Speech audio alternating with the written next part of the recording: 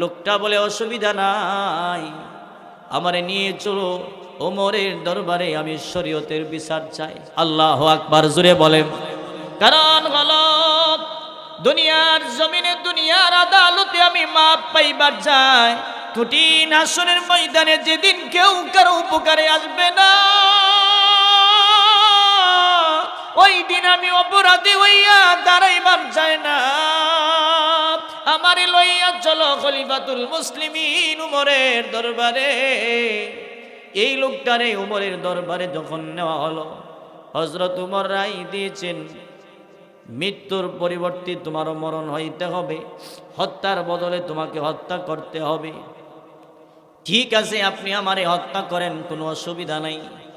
যেই মাত্র রায় হয়ে গেল লোকটারে হত্যা করা হবে, মরণের আগে আগে অনেক সময় দেখবেন আমাদের বাংলাদেশে ফাঁসির রায় হইলে পরে তারে জিজ্ঞেস করে, তোমার কোনো কিছু চাহিদার আছে, তোমার কোনো কিছু চাওয়া পাওয়ার আসেনি, তুমি কি খাইবা, কি করবা বলো। অনেক সময় বলে, কি বলে না? ওমর বললেন, যুবক এবার তুমি বলো, তোমার কোনো কিছুর চাহিদার আছে, চাহিদা আসেনি, কোনো প্রয়োজন আসেনি? যুবকটা এবার ডেকে ডেকে বলল, ওমর এই দুনিয়ার জমিনে আমার অন্য কোনো চাহিদা নাই।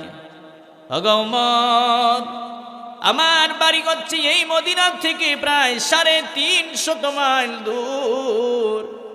আমার বাড়ি থেকে আরো দূরে একজন ইহুদির বাড়ি আছে। এই ইহুদির সাথে আমি ব্যবসা করতাম, এই ব্যক্তি আমার সাথে লেনদেন আছে, আমার থেকে কিছু পাওনা আছে, তিনি পাবেন। আপনি যদি আমারে অনুমতি দিতেন, আমি তার ঋণটা পরিশোধ করে আসতাম। হযরত ওমর বলেন, এই জায়গা থেকে তোমার বাড়ি প্রায় 350 মাইল দূরে, 350 কিলোমিটার দূরে।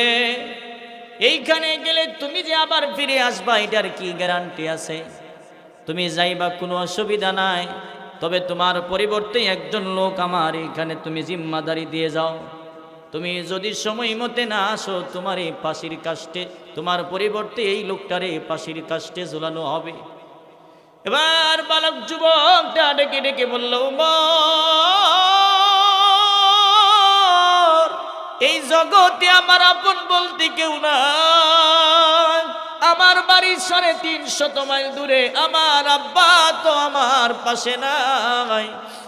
আজকে যদি আমার আব্বা থাকতো, আমার পরিবর্তে আমার আব্বা জিম্মাদারি নিত।